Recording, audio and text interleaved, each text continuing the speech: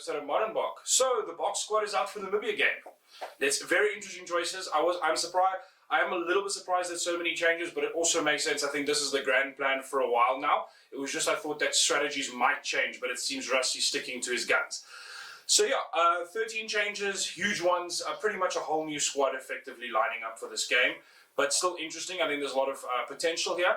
I am concerned about the fact that this didn't give the opportunity for players who didn't have a stunning performance in the first game to really deliver again, show that they're maybe just correct mistakes and give some chances. But also, most likely in this game, what's going to happen here is my prediction: if the South Africans can gel fine and all practice, and I assume they will be because this squad has played together before. It's not like we're playing a brand new squad together.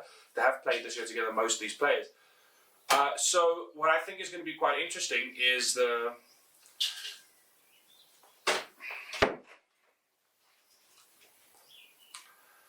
What I think is going to be interesting is to see, considering the squad has played together, that I think they're going to all be playing out of their skins. I predict a annihilation. Now, this might seem all cocky South African, but the fact of the matter is that 80% of the squad wants to play in the quarterfinals, and everybody wants to get into the starting lineup. And they want to show that they won't have a performance like that. Obviously, Rusty will take into account that's New Zealand, this is Namibia. But I think these players are going to try and perform. Barring Skulk Brits, which I think there is literally just there as a backup and maybe a little bit of I think he's more there as a nice leader. He's not really a planned player. He's just trying to give team spirit to that, and I think he's damn good at that. I'm not saying he's a bad player. I think he's outstanding and had a good season in Super Rugby. I just feel that he's there as more of a morale booster. He's not really there to pad his career. So I think that's probably why he was also chosen. I think he's a good advice builder. But I mean, let's begin. We got Beast and Bongi and Vincent Koch on the front. So Beast staying in from the Beast. Obviously, he didn't play the last game. He just came in later. Good game from him. I was overall impressed, although I think Kitsov had a better one. But it makes sense to give him some chance to play, and he is very heavily experienced in that front row. Koch has had an average season and definitely needs to build up to be able to keep himself in the squad. So hopefully he can showcase that. And Bongi has had quite a good season, barring some wayward throws, which, yes, some argue is maybe just the lock pairings problem. So there's some work there, but I think overall good. Argia and Luat, the Bulls, sent locks, great choice. Argia really connects well with Luat, and I've got a feeling that I will be surprised, and I'll eat my words, but I'll be surprised if the pairing doesn't score a try in this weekend's game. To be fair though, I'm expecting almost every player in this lineup to score a try, just to show some strength and give some confidence back to the SA public. Fransolo, Smith, Skulk Brit. Any country would be happy with that back three. So with that back row, really quality. Skulk Brits is been known to steal a ball or two. He's quite physical. I don't think he'll play the 80, but quite physical and has had some good games. Quagga Smith, I've got a feeling, especially with an open game like this is most likely going to be, will have a field day. And I think he's also raring to go. I've read some news articles raring to prove that he's not just Tesson Colby from the 7th Circuit that's going to be able to light the fire under everybody and really cut some holes in defences. So I've got a feeling Quagga's raring to go himself, and he always has something to bring up. If the game opens up a bit and we have some moments of like little bad moments, he's also great as a cover defense, and I think he's going to be playing himself into that position heavily, especially as a power player in the last 20 minutes. I think that's where he wants to be in this World Cup, and he could be really great there. So I'm hoping he can showcase that with a starting lineup this week. Obviously, Fransolo, need I say more? Herschel Yankees and Alton Yankees. The Yankees are going to be taking 9 and 10. Alton has had very little playing time this year for the Boks. Not an outstanding season for the Lions, so definitely something he wants to show. On the other hand, Herschel Yankees has lit South African imaginations, and if he wants to start in the next game, this is his game to prove it.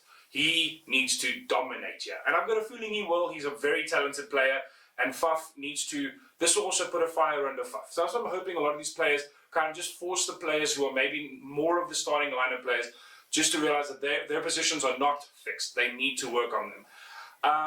But it's a case of, I think the essential thing here is going to be showing ball speed, ability to play an open play, because I've got a feeling South Africa is going to try and really run the ball around, practice some of their attacking moves that I felt their attack was quite stale in the game against New Zealand.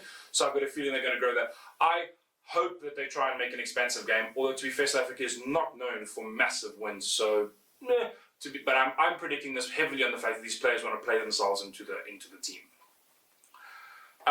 Mapimpi and Nkosi, either side's giving Colby a break. I agree with you. He's tired. He ran everywhere. He ran the whole field ragged last week. So I get it makes sense. Nkosi, again, giving himself a chance to at his actual position. So really good to see that.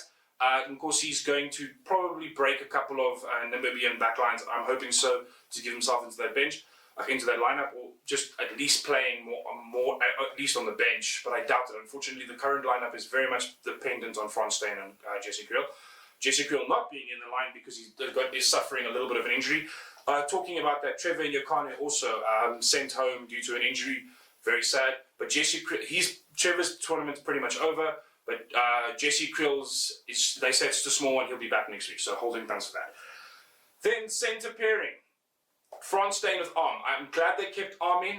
He needs more game time, and he's a breakout player this year that needs to get more game time to really improve his positioning. I feel he sometimes has he's a little bit out of position, but defender of note and really good on attack. So hopefully he can get some more time, and it'll be nice for Frans Steyn to be distributing to him, as I feel Frans Steyn is a little less selfish on the ball. Hopefully something Rassie sees over the Islander. Some people love him.